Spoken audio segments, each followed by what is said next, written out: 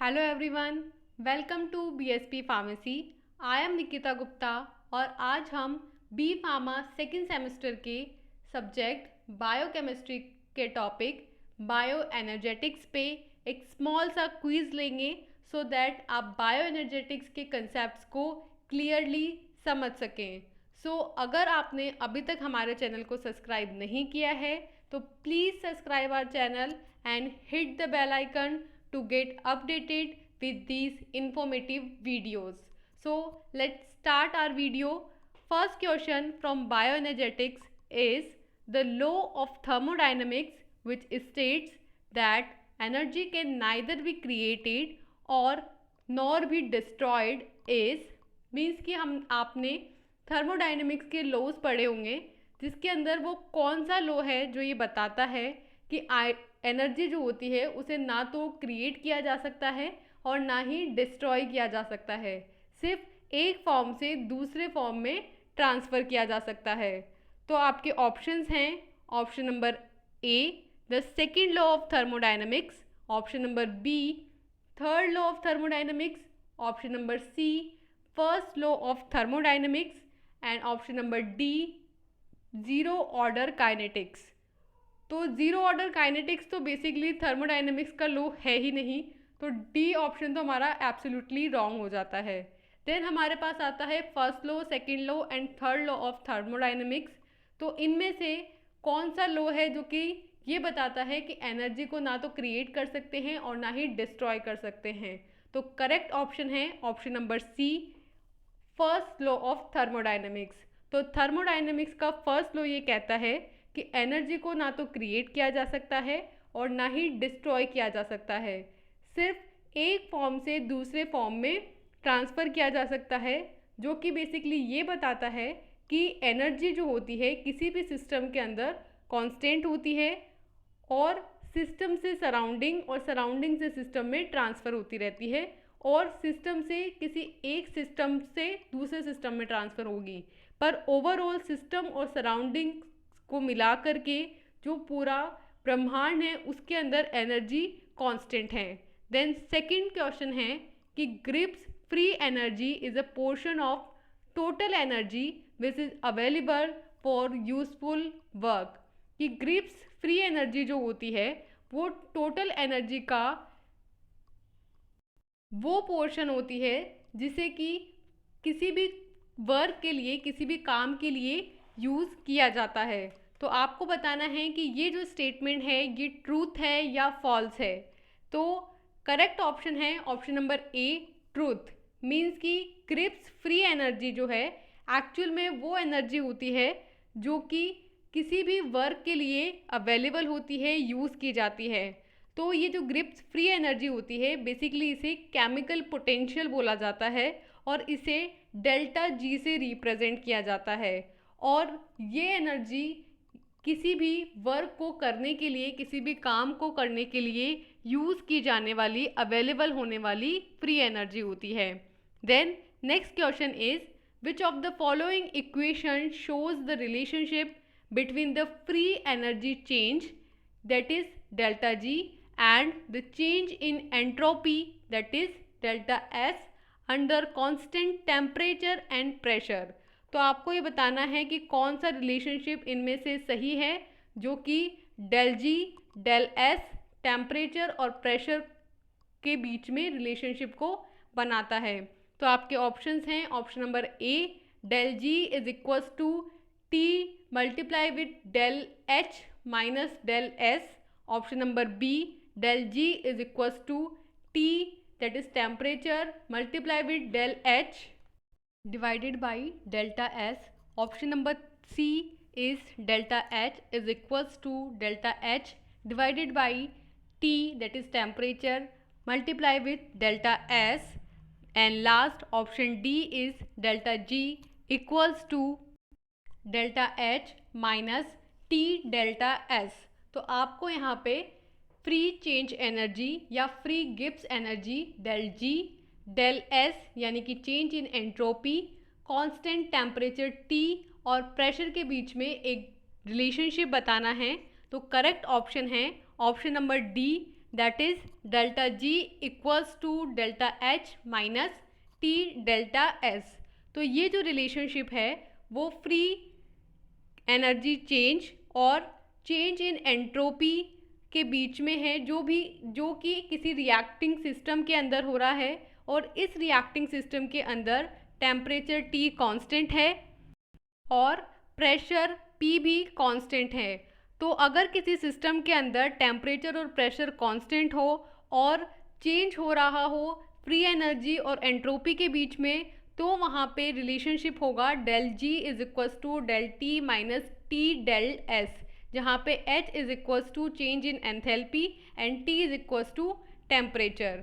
तो हमारा correct option होगा option number D. Next fourth question है, which is the value of del G when a system is in equilibrium. जब कोई system equilibrium में होता है तब डेल जी की वैल्यू क्या होती है? तो option number A del G is equals to 0, option number B del G is equals to 1, option number C del G is equals to -1 and option number D del G is equals to del G naught. तो correct option होगा option number A, that is del G is equals to 0।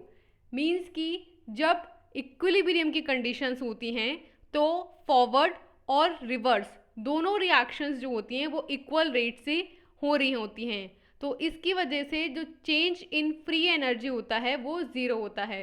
Means कि del जी किसको बताता है? Del जी किसी reaction के होने को बताता है।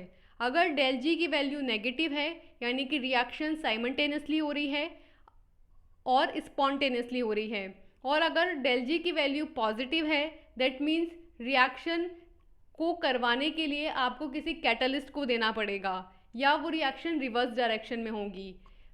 और अगर डेल जी की वैल्यू 0 है दैट मीन्स कि रिएक्शन के फॉरवर्ड होने की और रिवर्स होने की जो दोनों के साइड की रिएक्शन है वो बराबरी से हो रही हैं, और इसलिए जो चेंज इन फ्री एनर्जी है वो होगा 0। Then next question is, which of the following factor is not responsible for actual change in free energy। In 4 options में से कौन सा ऑप्शन है जो कि एक्चुअल में फ्री एनर्जी के चेंज के लिए रिस्पॉन्सिबल नहीं है? तो आपके ऑप्शंस हैं option number A temperature, option number B pressure, option number C the initial concentration of reactant and the product and option number D is pH. तो जैसे कि अभी आपने लास्ट एक रिलेशनशिप भी देखा तो वहाँ पे हमने टेम्परेचर और प्रेशर को कांस्टेंट करके एक रिलेशनशिप बनाया था। मींस कि अगर टेम्परेचर और प्रेशर में कोई चेंज आता है तो गिब्स फ्री एनर्जी में भी चेंज आएगा। तो ऑफ कोर्स टेम्परेचर और प्रेशर तो फ्री एनर्जी में चेंज के लिए रिस्पॉन्सिबल हैं, और साथ में रिएक्शन फॉरवर्ड जाएगी या बैकवर्ड जाएगी ये ऑफ कोर्स रिएक्टेंट और प्रोडक्ट के कंसंट्रेशन पे भी डिपेंड करता है। तो कौन सा एक फैक्टर यहाँ पे रिमेनिंग रहा जिस पे गिब्स फ्री एनर्जी डिपेंड नहीं कर रही थी? तो वो है पीएच। तो किसी भी रिएक्शन के टाइम पे जब चेंज हो रहा होता है फ्री एनर्जी में तो वो इन्फ्लुएंस्ड होती है टेम्परेचर, प्रेशर और रिएक्टेंट एंड प्रोडक्ट की कंसंट्रेशन से, जो कि इनिशियल लेवल पे है, जबकि पीएच से रेट ऑफ रिएक्शन बिल्कुल भी किसी भी तरीके से अफेक्टेड नहीं होती है। तो हमसे पूछा गया था कि कौन सा फैक्टर है जिससे रिस्पॉन्सिबल नहीं है, तो करेक्ट ऑप्शन होगा option number D pH. Then next question is, which of the following equation gives the relationship between del G naught and K equivalent. तो आपको यहाँ पे डेल जी नॉट और के इक्वलेंट के बीच में एक रिलेशनशिप बताना है। तो आपके ऑप्शंस हैं option number A del G not is equals to minus R T L N K equivalent, option number B del G equals to l N K equivalent, option number C del G is equals to del G not multiply with minus R T K equivalent, and option number D del G equals to minus R T L N K equivalent. तो correct option होगा option number A, that is del G naught equals to minus R T K equivalent. तो ये जो equation है del G is equals to minus R T L N K equivalent, ये जो है इसके अंदर के इक्विवेलेंट का मतलब होता है इक्विलिब्रियम कांस्टेंट, आर का मतलब होता है गैस कांस्टेंट और टी का मतलब होता है एब्सोल्यूट टेम्परेचर। तो ये जो इक्वेशन है ये एक सिंपल सा प्रिडिक्शन देती है रेट ऑफ रिएक्शन के बारे में कि जो रिएक्शन है वो फॉरवर्ड जा रही है या रिवर्स जा रही है या फिर वो इक्विलिब्रियम में है। तो यहाँ से हम डेल जी की वैल्यू निकाल सकते हैं। मीन्स कि कोई भी रिएक्शन होगी तो उसका एक के इक्विवेलेंट होगा और वो किसी पर्टिकुलर टेम्परेचर पे हो रही होगी, और आर तो हमारे पास फिक्स होता ही है गैस कांस्टेंट। तो हम यहाँ पे क्या इक्विवेलेंट की वैल्यू रख के जिस टेम्परेचर पे वो रिएक्शन हो रही है वो वैल्यू रख के डेल जी नॉट की वैल्यू कैलकुलेट करेंगे, और फिर ये जो डेल जी नॉट की वैल्यू आती है उससे हम ये प्रिडिक्ट करेंगे कि जो इक्वेशन है वो फॉरवर्ड डायरेक्शन में है, बैकवर्ड है या रिवर्स है या फिर इक्विलिब्रियम के अंदर है। तो इस तरीके का रिलेशनशिप होता है जो कि रिएक्शन के बारे में बताता है। देन नेक्स्ट क्वेश्चन है question number 7, which is the standard free energy change of ATP. Means कि standard free energy change of ATP क्या होता है। तो option number A small and negative, option number B large and positive, option number C large and negative and option number D small and positive. तो आपको बताना है कि ATP जो होता है उसके लिए स्टैंडर्ड फ्री एनर्जी चेंज क्या होता है। तो करेक्ट ऑप्शन है option number C large and negative. तो जो फॉस्फोराइल ट्रांसफ़र पोटेंशियल होता है वो डिटरमाइन करता है कि कितनी फ्री एनर्जी की वैल्यू है और वो कितनी नेगेटिव है। मीन्स कि एटीपी में क्या होता है बेसिकली एडिनोसिन और ट्राइफॉस्फेट होते हैं, यानी कि 3 फॉस्फेट ग्रुप होते हैं। ठीक है, तो इसके अंदर जो ये फॉस्फोराइल ट्रांसफ़र होता है मीन्स कि फॉस्फेट ग्रुप का निकलना होता है जब एटीपी एडीपी में कन्वर्ट होती है और एडीपी से एएमपी में कन्वर्ट होती है, तो उसकी वजह से एनर्जी में चेंज आता है और ये चेंज जो है वो नेगेटिव फ्री एनर्जी वैल्यू से डिटरमाइन होता है। ये जो एटीपी होती है ये एक हाई टेंडेंसी रखती है ट्रांसफ़र करने का उस टर्मिनल फॉस्फोराइल ग्रुप को, किसको, वाटर को। जब कोई भी हाइड्रोलाइसिस रिएक्शन होती है तो ये फॉस्फोराइल ग्रुप जो है वो वाटर को ट्रांसफ़र कर दिया जाता है और इस ट्रांसफॉर्मेशन की वजह से क्या होता है एक लार्ज अमाउंट में नेगेटिव फ्री एनर्जी चेंज आता है और इसे ही एटीपी के चेंज से डिटरमाइन किया जाता है। तो हमसे पूछा गया था कि एटीपी का स्टैंडर्ड फ्री एनर्जी चेंज क्या है। तो इसमें फॉस्फोराइलेशन जो ग्रुप है फॉस्फेट ग्रुप है उसका रिमूवल होगा, तो डीफॉस्फोराइलेशन रिएक्शन होगी और इसकी वजह से जो एनर्जी चेंज आएगा वो नेगेटिव होगा और लार्ज होगा। Then next question is which of the following act as an storage form of high energy phosphate. तो जो हाई एनर्जी फॉस्फेट्स होते हैं उसके अंदर स्टोरेज की फॉर्म में जो एनर्जी होती है वो किस मॉलिक्यूल में होती है। मीन्स कि कौन सा मॉलिक्यूल है जिसके अंदर हाई एनर्जी फॉस्फेट प्रेजेंट है। तो आपके ऑप्शंस हैं option number A glucose 6 phosphate, option number B phosphoenol pyruvate, option number C phosphagens and option number D glyceryl phosphate. तो करेक्ट ऑप्शन है ऑप्शन नंबर सी फॉस्फाजन्स, यानी कि वो agents जो कि फॉस्फेट्स को जनरेट करते हैं। तो ये जो हाई एनर्जी फॉस्फेट्स होते हैं ये फॉस्फाजन्स के अंदर स्टोर्ड होते हैं और ये 2 टाइप के होते हैं। एक तो होते हैं क्रिएटिन फॉस्फेट्स जो कि वर्टिब्रेट्स के अंदर होते हैं और दूसरे होते हैं आर्जिनिन फॉस्फेट्स जो कि इनवर्टिब्रेट्स के अंदर होते हैं। इनमें से ये जो फॉस्फाजन्स होते हैं ये बेसिकली क्या करते हैं एटीपी की कॉन्सेंट्रेशन को मेंटेन करते हैं और इसे फिर फर्दर एनर्जी सोर्स के फॉर्म में यूटिलाइज किया जाता है। तो हमसे पूछा गया था कि इन 4 ऑप्शंस में से कौन सा ऑप्शन है जो कि हाई एनर्जी फॉस्फेट की फॉर्म में as an storage form use किया जाता है। तो करेक्ट ऑप्शन हुआ फॉस्फाजन्स। देन नेक्स्ट क्वेश्चन है विच is the name of molecule which denotes electron. इनमें से कौन सा मॉलिक्यूल है जो कि इलेक्ट्रॉन को डिनोट करता है। तो आपके ऑप्शंस हैं option number A reducing agent, option number B oxidative agent, option number C standard reduction potential and option number D oxidant. तो करेक्ट ऑप्शन है reducing agent, option number A.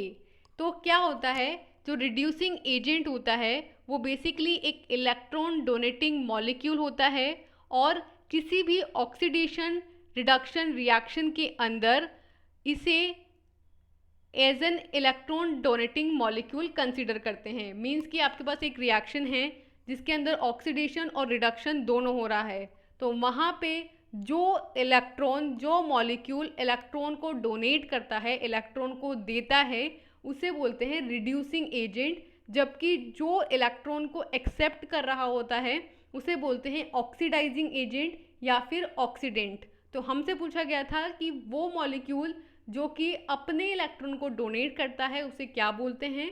तो correct option होगा option number A, reducing agent. Then next and last question है कि what is the reduction potential. तो आपको बताना है कि रिडक्शन पोटेंशियल क्या होता है। तो आपके ऑप्शंस हैं, option number A, a molecule loses an electron, कि एक मॉलिक्यूल का इलेक्ट्रॉन को लूज करना कहलाता है इलेक्ट्रॉन पोटेंशियल। या फिर option number B, an atom और मॉलिक्यूल्स गेन एन इलेक्ट्रॉन, यानी कि इलेक्ट्रॉन का ले लेना कहलाता है रिडक्शन पोटेंशियल। या फिर option number C, reducing the power of an electron, electron की पावर को रिड्यूस करना कहलाता है रिडक्शन पोटेंशियल।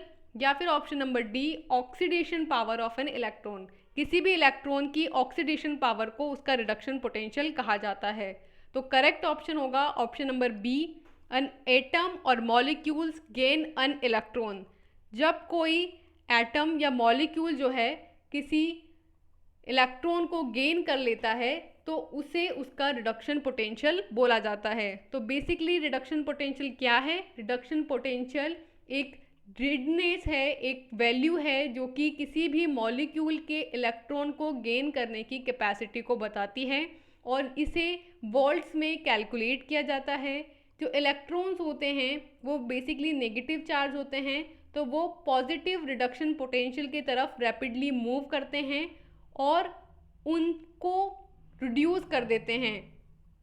तो बेसिकली रिडक्शन पोटेंशियल क्या हुआ? रिडक्शन पोटेंशियल हुआ किसी भी इलेक्ट्रॉन को गेन करना किसी भी एटम या मॉलिक्यूल के थ्रू, यानी कि जब कोई एटम या मॉलिक्यूल कोई इलेक्ट्रॉन को गेन कर लेता है तो उस रिएक्शन को रिडक्शन पोटेंशियल बोला जाता है। तो यहाँ हमने कंप्लीट किया है हमारा quiz on bio energetics. I hope so कि आपके सारे डाउट्स इस टॉपिक से रिलेटेड क्लियर हो गए होंगे। So thank you so much guys. ये वीडियो आपको कैसा लगा प्लीज़ कमेंट सेक्शन में कमेंट करके बताइए, और ये कितना इन्फॉर्मेटिव रहा आपके लिए, कितना यूज़फुल रहा ये भी बताइए। और लास्ट में मैं आपको एक इन्फॉर्मेशन दे रही हूँ कि हमारी जो एप्लीकेशन है बीएसपी फार्मेसी, प्लीज़ उसको जाके विज़िट कीजिए। वहाँ पे आपको बी फार्मा और डी फार्मा का कंप्लीट स्टडी मटेरियल प्रोवाइड किया जा रहा है, जिसके अंदर आपको video lectures, hand written notes, computerise notes और इवन लाइव क्लासेस भी प्रोवाइड की जा रही हैं। सो प्लीज़ एक बार जाके विजिट कीजिए।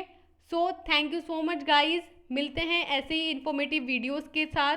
तब तक के लिए all the best and take care. Tata bye bye.